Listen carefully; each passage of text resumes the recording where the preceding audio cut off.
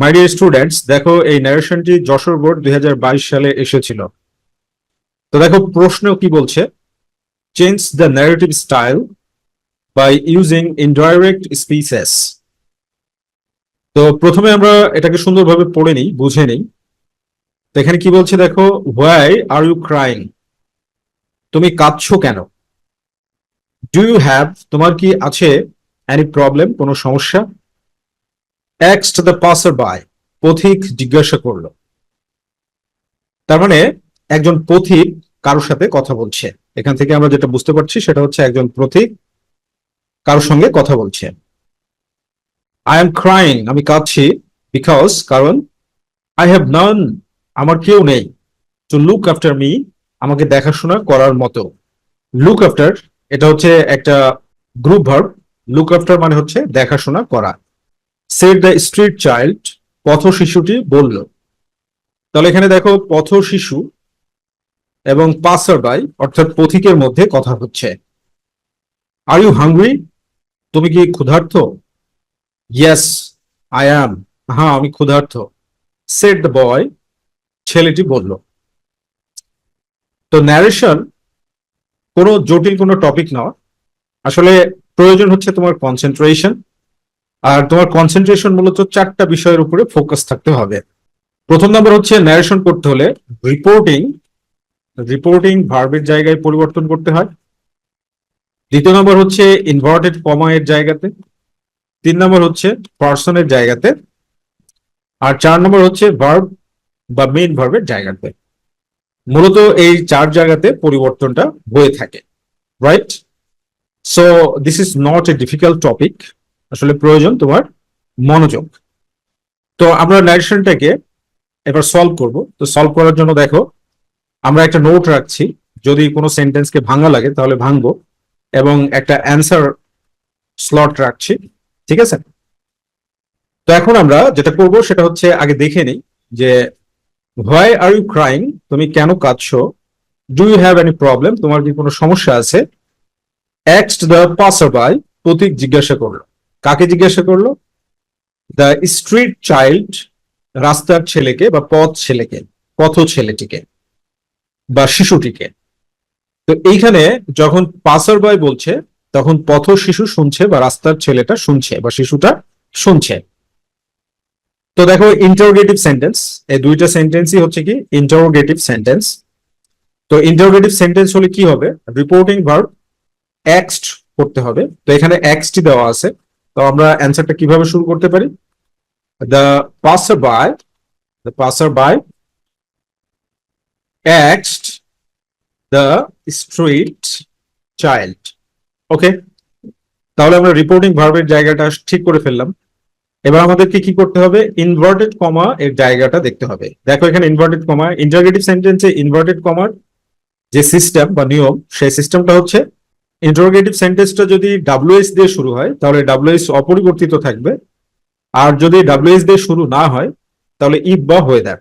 তো এখানে আমরা দেখতে পাচ্ছি হোয়াই আছে, ইট মিনস ডাব্লিউএস দিয়ে শুরু হয়েছে, এজন্য হোয়াই এই ডাব্লিউএসটা কি রাখলাম? অপরিবর্তিত রাখলাম। এরপরে পরিবর্তনের সময় ইন্টারোগেটিভ সেন্টেন্সটাকে অ্যাসার্টিভ সেন্টেন্স করতে হবে। অ্যাসার্টিভ সেন্টেন্সের স্ট্রাকচার কি? Subject plus verb plus extension. তাহলে দেখো এই সেন্টেন্সে সাবজেক্ট কোনটা? ইউ, ইউ হচ্ছে সাবজেক্ট। আর ইউ কি? Second person.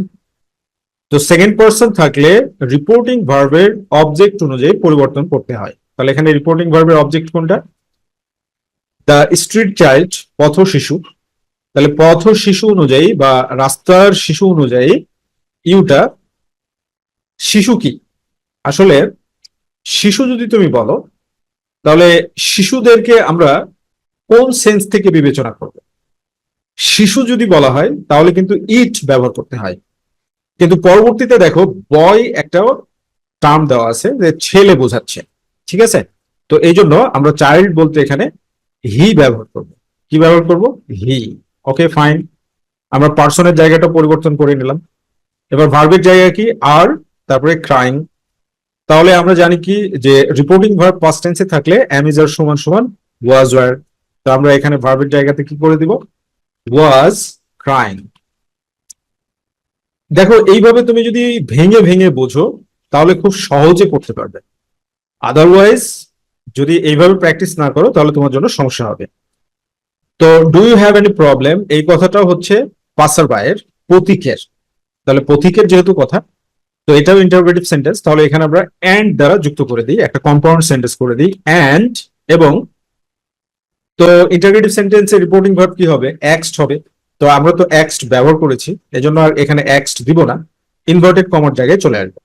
তো এখানে দেখো এই ইন্টারোগেটিভ সেন্টেন্সটা ডাব্লিউএস কোয়েশ্চেন দিয়ে শুরু হয়নি, অর্থাৎ এটা একটা ইয়েস নো কোয়েশ্চেন। তো ইয়েস নো কোয়েশ্চেন হলে কি হবে? ইনভার্টেড কমা তুলে দিয়ে ইফ বা ওয়েদার ব্যবহার করতে হবে, ইফ বা ওয়েদার, এই দুইটার যে কোনো একটা। ওকে, এরপরে কি সেন্টেন্সটাকে অ্যাসার্টিভ করতে হবে। অ্যাসার্টিভ করার নিয়ম কি? Subject plus verb plus extension, right? তাহলে এখানে দেখো সাবজেক্ট কোনটা? আবারও ইউ, ইউটা হচ্ছে সাবজেক্ট। তাহলে ইউ যদি থাকে, সেকেন্ড পার্সন থাকলে কি হবে? রিপোর্টিং ভার্বের অবজেক্ট অনুযায়ী দ্য স্ট্রিট চাইল্ড এটা অনুযায়ী পরিবর্তন হবে, এজন্য ইউটা কি হয়ে গেল? স্ট্রিট চাইল্ড অনুযায়ী হি হয়ে গেল। কেন হি হলো? কারণ স্ট্রিট চাইল্ড এটা হচ্ছে ম্যাসকুলিন, ম্যাসকুলিন জেন্ডারে আছে এবং থার্ড পারসন সিঙ্গুলার নাম্বারে আছে। তো থার্ড পারসন সিঙ্গুলার নাম্বার হলে পার্সোনাল প্রোনাউনের সাবজেক্টিভ ফর্ম হচ্ছে হি, অবজেক্টিভ ফর্ম হচ্ছে হিম, আর পজিটিভ ফর্ম হচ্ছে his. Okay, point to be noted যে masculine third person singular number হলে subjective form he, objective form him এবং পজিটিভ ফর্ম হচ্ছে হিজ, রাইট? ওকে, তো এই কারণে আমরা হি করে দিলাম। এবার দেখো ডু আছে, ডু বা ডাজ মানেই প্রেজেন্ট ইনডিফিনিট টেন্সে প্রশ্নবোধকে আছে। তাহলে পরিবর্তন করার সময় কি করতে হবে? এই ডু বা ডাজটা থাকবে না, তাহলে সরাসরি ভার্ব বসাবো। এখানে ভার্ব কি? হ্যাভ। তো আমরা কি জানি যে রিপোর্টিং ভার্ব পাস্ট টেন্সে থাকলে হ্যাভ বা হ্যাজ ইকুয়াল টু হ্যাড হয়ে যাবে। এবার এক্সটেনশনের জায়গাতে কি আছে দেখো? Any problem. তাহলে এনি প্রবলেম আমরা এক্সটেনশনে লিখে দিব, এখানে কোনো পরিবর্তন হবে না। Any problem, fine. দেখো যখন তুমি এইভাবে বুঝে বুঝে প্র্যাকটিস করবে, ওয়ান সেকেন্ড আমি বলছি, তখনই তুমি অনেক ভালো কিছু করতে পারবে। তো পরে কি হচ্ছে? I am crying because I have naan to look after me, আমার দেখাশোনা করার কেউ নাই। এটা খুবই সহজ, অ্যাসার্টিভ সেন্টেন্সে আছে এবং কথাটা হচ্ছে স্ট্রিট চাইল্ডের। তাহলে আমরা এখানে বলবো, এবার শুরু করবো, the street child, street child যেহেতু প্রশ্ন করা হলো তাহলে হচ্ছে রিপ্লাইড, রিপোর্টিং ভার্ব রিপ্লাইড। এবার দ্বিতীয় নাম্বার পরিবর্তন কোথায়? ইনভার্টেড কমার জায়গায়। তাহলে ইনভার্টেড কমার জায়গায় পরিবর্তন করতে হলে কি হবে? অ্যাসার্টিভ সেন্টেন্স হলে ইনভার্টেড কমা তুলে দিয়ে দ্যাট বসাতে হবে। তো আমরা এখানে দ্যাট বসিয়ে দিলাম, রিপ্লাইড দ্যাট। এরপরে তৃতীয় নম্বর পরিবর্তন কোথায়? পার্সনের জায়গায়। এখানে পার্সন কি আছে দেখো? আই আছে। আইটা কি? আই হচ্ছে ফার্স্ট পার্সন সিঙ্গুলার নাম্বার। তো ফার্স্ট পার্সন থাকলে কি হবে? রিপোর্টিং ভার্বের সাবজেক্ট অনুযায়ী পরিবর্তন করতে হবে। এর মানে হচ্ছে দ্য স্ট্রিট চাইল্ড, এটা অনুযায়ী পরিবর্তন হবে, রাইট? তো স্ট্রিট চাইল্ড, আমরা কিছুক্ষণ আগে কি দেখলাম? যে masculine gender third person singular নাম্বারের সাবজেক্টিভ ফর্ম কি? হি। তাহলে এবার বলো দেখি, আয়ের জায়গায় কি হবে? হি হবে, রাইট? হি হয়ে গেল। এরপরে 4 নম্বর পরিবর্তন কোথায়? ভার্বের জায়গায়। তাহলে রিপোর্টিং ভার্ব যদি পাস্ট টেন্সে থাকে অ্যাম ইজ আর সমান ওয়াজ ওয়ার। অ্যাম ইজ আর সমান রিপোর্টিং ভার্ব পাস্ট টেন্স থাকলে রিপোর্টেড স্পিচে অ্যাম ইজ আর এটা যদি থাকে তাহলে কি হবে? ওয়াজ বা ওয়ার হবে, রাইট? তো আমরা এখানে হি এর সাথে কি হবে? ওয়াজ হবে না ওয়ার হবে? ওয়াজ হবে, ভেরি গুড। তাহলে ওয়াজ দিয়ে দিলাম। Was crying, was crying because, because. এরপরে দেখো আবার পার্সন আছে, কারণ এটা হচ্ছে একটা কমপ্লেক্স সেন্টেন্স। তাহলে আবার আই আছে। তাহলে আই থাকলে কি? রিপোর্টিং ভার্বের সাবজেক্ট অনুযায়ী, তাহলে এখানে হি হয়ে যাবে, হি। এবার হ্যাভ হ্যাজ থাকলে কি হবে? হ্যাড হবে। তাহলে এখানে আমরা হ্যাড দিয়ে দিলাম। He had none, none, he had none to look after. এরপরে দেখো মি আছে। তাহলে মিটা কি? মিটা ফার্স্ট পার্সন। তাহলে ফার্স্ট পার্সন থাকলে কি অনুযায়ী পরিবর্তন হবে? রিপোর্টিং ভার্বের সাবজেক্ট অনুযায়ী, তাহলে স্ট্রিট চাইল্ড অনুযায়ী।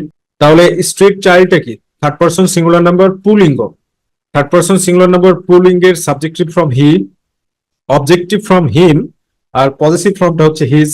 তাহলে মি কিসে আছে? অবজেক্টিভ ফর্মে আছে। তাহলে অবজেক্টিভ ফর্ম অনুযায়ী এখানে হিম হবে, লুক আফটার হিম, গুড। এরপরে দেখো বলছে আর ইউ হাংরি। তাহলে এই কথাটা কার? পাসার বাইয়ের কথা, প্রতীকের কথা। তাহলে এই কথাটা হচ্ছে প্রতীকের কথা। তো প্রতীকের কথাটাকে আমরা যদি এখানে ভেঙে নিই তাহলে বিষয়টা এরকম হবে যে the passer by said, are you are you hungry, তুমি কি ক্ষুধার্ত? এটা হচ্ছে পাসার বাইয়ের কথা যে তুমি কি ক্ষুধার্ত। তাহলে দেখো এখন পরিবর্তন করাটা কতটা সহজ হয়ে গেল, কারণ এই অংশটা উজ্জ্ব ছিল। দ্য পাসার বাই, এই অংশটা দ্য পাসার বাই সেড, এই অংশটা কি ছিল? উজ্জ্ব ছিল। কিন্তু আমরা এইভাবে ভাঙার সময় সঠিক করে নেব, তাহলে বুঝতে সুবিধা হবে। আর যখন তুমি এইভাবে ভেঙে ভেঙে অভ্যস্ত হয়ে যাবে, তখন তুমি এক্সপার্ট হয়ে যাবে, তখন তোমাকে ভাঙতে হবে না, তোমার ব্রেনের মধ্যে এমনি বিষয়গুলো ফাংশনাইজড হয়ে যাবে, কাজ করতে শুরু করবে। ওকে, তো ইন্টারোগেটিভ সেন্টেন্স, এই জন্য আমরা এখানে কি করব? প্রথমে বসিয়ে দিলাম দ্য পাসার বাই। তাহলে পরিবর্তন কোথায়? সর্বপ্রথম রিপোর্টিং ভার্বের জায়গায়। তো ইন্টারোগেটিভ সেন্টেন্স হলে কি হবে? রিপোর্টিং ভার্ব এক্সড হবে, সো এক্সড দিয়ে দিলাম। এরপরে কি হবে? ইনভার্টেড কমা তুলে দিয়ে ডাব্লিউএইচ দিয়ে শুরু হলে ডাব্লিউএইচ অপরিবর্তিত, আর ডাব্লিউএইচ দিয়ে শুরু না হলে ইফ বা ওয়েদার। তাহলে এটা ডাব্লিউএইচ দিয়ে শুরু হয়নি, এজন্য আমরা এখানে কি করলাম? ইফ বসিয়ে দিলাম। এরপর ইন্টারোগেটিভ সেন্টেন্সে কি করতে হবে? অ্যাসার্টিভ করতে হবে। অ্যাসার্টিভের স্ট্রাকচার হচ্ছে subject plus verb plus extension. তাহলে এখানে দেখো ইউটা হচ্ছে সাবজেক্ট। তো ইউ যদি সাবজেক্ট হয়, ইউ কি? Second person. তো সেকেন্ড পারসন থাকলে কি? রিপোর্টিং ভার্বের অবজেক্ট অনুযায়ী পরিবর্তন করতে হয়। তাহলে এখানে হচ্ছে যেটা পাসার বাই, এই যে পাসার বাই এই তো সাবজেক্ট, আর পাসার বাই যখন সাবজেক্ট হবে তখন অবজেক্ট কি হবে? Street child. তো এই জন্য ইউটা কি হয়ে গেল? স্ট্রিট চাইল্ড অনুযায়ী হি হয়ে গেল। ঠিক আছে, ওকে। এরপরে দেখো ভার্বের জায়গা, তাহলে ভার্ব কি? এখানে আর আছে, তাহলে আর অ্যামিজার সমান ওয়াজ ওয়ার, তাহলে এখানে আমরা ওয়াজ বসিয়ে দিলাম। এরপরে কি? এক্সটেনশনে কি আছে? হাংরি, তো এখানে আমরা হাংরি বসিয়ে দিলাম এক্সটেনশনে। ফাইন, ওকে। তো এরপরে এরপরে কি বলছে? Yes I am, said the boy, ছেলেটি বললো যে হ্যাঁ আমি ক্ষুধার্ত। ইয়েস থাকলে কি হবে? My dear students, point to be noted, yes মানে হচ্ছে রিপ্লাইড অ্যাফার্মেটিভলি। ইয়েস মানে replied affirmatively, replied affirmatively, right? তাহলে আমরা এখানে কি করব? The boy, the boy replied, replied affirmatively that. এরপরে দেখো এটা হচ্ছে অ্যাসার্টিভ সেন্টেন্স, এজন্য ইনভার্টেড কমা তুলে দিয়ে দ্যাট ব্যবহার করলাম। পারসন আই আছে, ফার্স্ট পারসন থাকলে রিপোর্টিং ভার্বের সাবজেক্ট অনুযায়ী অর্থাৎ বয় অনুযায়ী হি হবে, আর অ্যামিজার থাকলে ওয়াজ ওয়ার, তো আমরা ওয়াজ দিয়ে দিলাম। So this is the simplest method of solving any narration. Narration solve করার এটা হচ্ছে সবচেয়ে সহজ পদ্ধতি, বুঝে বিষয়টাকে ভেঙে করতে হবে। আর তুমি তখনই বুঝতে পারবে আর ভাঙতে পারবে যখন তুমি মিনিং গুলো জানবে। যেমন টু লুক আফটার মি, এটা যদি মানে না জানো আর তুমি প্র্যাকটিস করে গেলে তাহলে লাভ কি হলো? কিয়ামত পর্যন্ত প্র্যাকটিস করে লাভ হলো যদি মিনিং না জানো? কারণ ল্যাঙ্গুয়েজ তো শেখা হলো না, তাই না? সো মিনিং জানতে হবে এবং এটা নিজে কষ্ট করে জানতে হবে। আর তোমাদের এই কষ্টটাকে কিছুটা লাঘব করার জন্য দেখো আমাদের এইচএসসি নোটবুক ইংলিশ সেকেন্ড পেপারে এইভাবে সুন্দরভাবে ট্রান্সলেট করে দিয়েছি। যেমন দেখো, ওয়াই আর ইউ ক্রাইং, তুমি কাঁদছো কেন? Do you have any problem, তোমার কি কোনো সমস্যা আছে? এক্সড দ্য পাসার বাই, পথচারী জিজ্ঞাসা করলো। তাহলে এইভাবে যদি তুমি, তোমার কাছে এরকম একটা বই থাকে তাহলে সেটা তোমার জন্য অনেক বেশি হেল্পফুল হবে এবং সেটা থেকে তুমি অনেক কিছু শিখতে পারবে। তো আমাদের বইটা কালেক্ট করার জন্য স্ক্রিনে দেখানো নম্বরে ফোন দেওয়ার মাধ্যমে যোগাযোগ করতে পারো। As always, thank you very much, be happy and successful.